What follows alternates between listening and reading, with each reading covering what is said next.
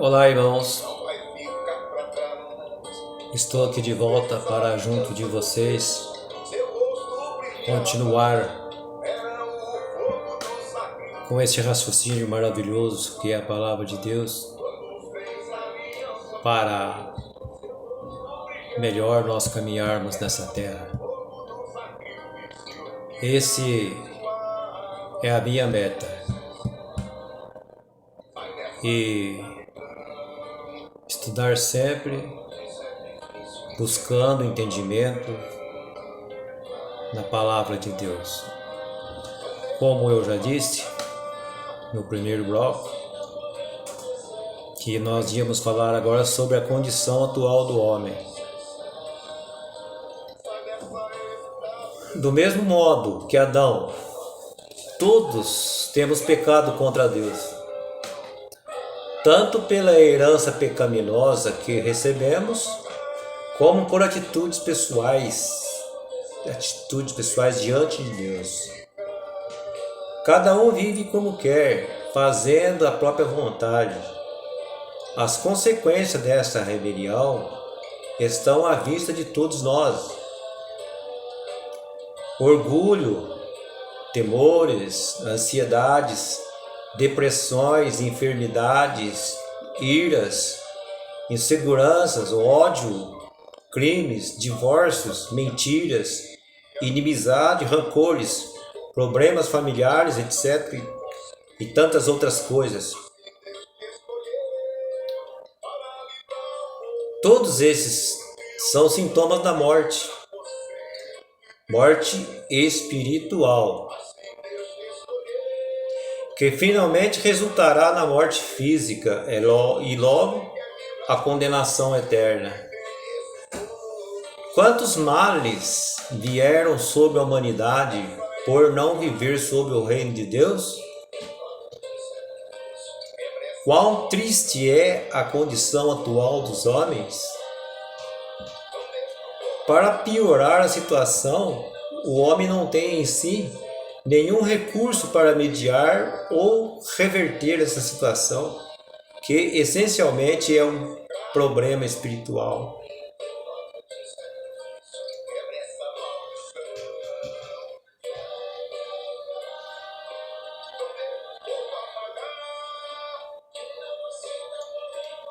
Em Marcos capítulo 1, versículo 14 e 15, ora, depois que João foi entregue, Jesus veio para a Galiléia pregando o Evangelho.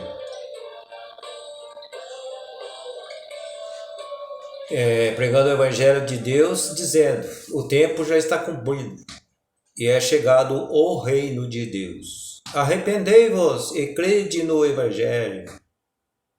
Jesus ia por toda parte, pregando e ensinando sobre o reino de Deus. Esse era seu tema principal e quase poderia dizer, seu único tema, havendo já considerado o que é o reino de Deus. Cabe agora a pergunta: o que é o Evangelho do Reino? O Evangelho significa boas notícias, ou seja, boa nova. Jesus anunciou aos homens a boa notícia do reino de Deus. Foram boas notícias porque o momento esperado e anunciado pelos profetas haviam chegado. E também são boas notícias porque Deus, em seu amor, mandou seu Filho não para condenar o mundo, mas para que o mundo fosse salvo por ele. Nós, homens excluídos da presença de Deus por nossa rebeldia, agora recebemos a boa notícia de que o reino de Deus chegou sobre nós e que, mediante o arrependimento, uma mudança total de atitude e a fé em Cristo, nos é dada a possibilidade maravilhosa de nascer de novo, por causa da morte e ressurreição de Cristo, para entrar assim no reino de Deus. De nossa parte, isso significa um compromisso total de viver sob o governo de Deus, sujeitando-nos à autoridade de Jesus Cristo. da parte de Deus. Significa o perdão total de nossos pecados, uma vida nova. Ser filhos de Deus é viver o seu reino aqui e agora, bem como por toda a eternidade. Vamos falar dos dois reinos. Dois reinos. O que será, hein? Não é só o reino de Deus? Vamos ver? Vem comigo.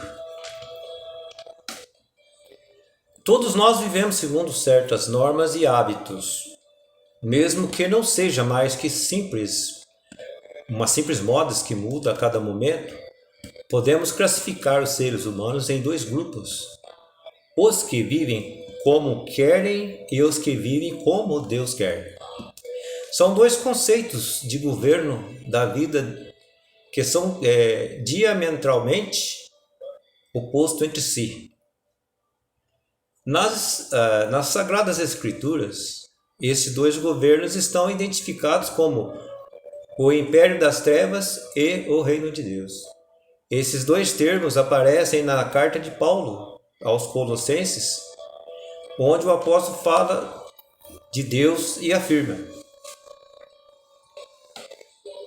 Colossenses capítulo 1, versículo 13. E que nos tirou do império das trevas e nos transportou para o reino do seu Filho amado. A Bíblia também declara que Satanás é o que domina sobre o império das trevas, enquanto Jesus Cristo exerce o governo sobre o reino da luz. O império das trevas, aquele que pretende viver segundo seus próprios critérios, se engana quando alguém faz o que quer, pensa que está tudo bem, mas na realidade está sendo destruindo e caindo na armadilha do diabo. Por isso devemos levar em conta que a raiz do mal do homem está em sua rebelião, seu egoísmo, sua pretensa independência de Deus. Ao não levar em conta a Deus, nem reconhecê-lo como dono e rei sobre a vida, está seguindo o mesmo caminho de Satanás e terminará como consequência debaixo de seu domínio. Satanás ele é chamado na Bíblia de o príncipe desse mundo. Olha, o príncipe deste mundo. Conforme está escrito em João capítulo 12, versículo 31, e em Efésios capítulo 2, versículo 2, com seus demônios ele exerce uma força espiritual maligna, cujo propósito é transtornar, arruinar e por fim destruir o homem.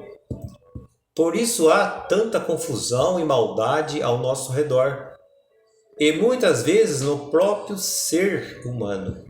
A atividade de Satanás no mundo é mostrada em muitos textos bíblicos, como os seguintes, por exemplo, em Efésios capítulo 2, versículo 1 e 2, capítulo 6, versículo 11, capítulo 13, de 11 a 13, e João capítulo 10, versículo 10, e capítulo 2, versículo 6, capítulo 6, e versículo 3 e 4.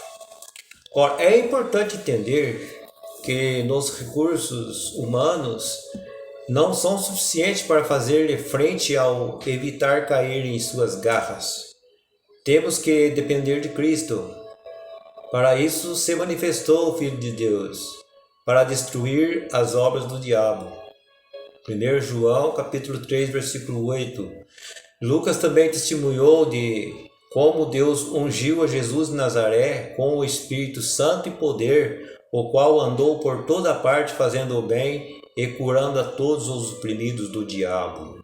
Atos dos Apóstolos, capítulo 10, versículo 38. O reino de Jesus Cristo. Quando as Escrituras se referem ao reino de Deus, não estão falando do céu ou do lugar onde Deus habita, senão do governo de Deus. Ele fez o mundo e, como Criador, tem o direito de governá-lo.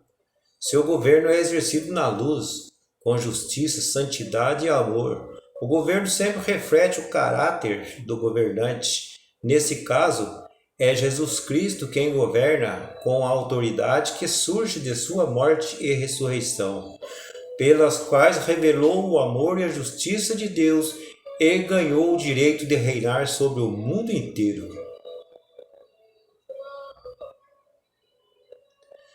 Além disso, meus irmãos, como Deus criou o homem à sua imagem, este nunca poderá viver bem ou realizar-se a parte da vontade de Deus. Sem ela, não se pode ser a pessoa que Deus quer que seja. Todos nós nascemos no reino das trevas por sermos descendentes de Adão. Conforme Efésios capítulo 2, versículo 3. Mas Deus quer nos transportar para o seu reino. Por isso ele enviou seu Filho, que nos chama a segui-lo e sermos seus discípulos. A verdadeira conversão é ser livre do poder das trevas e transportado para o reino da luz.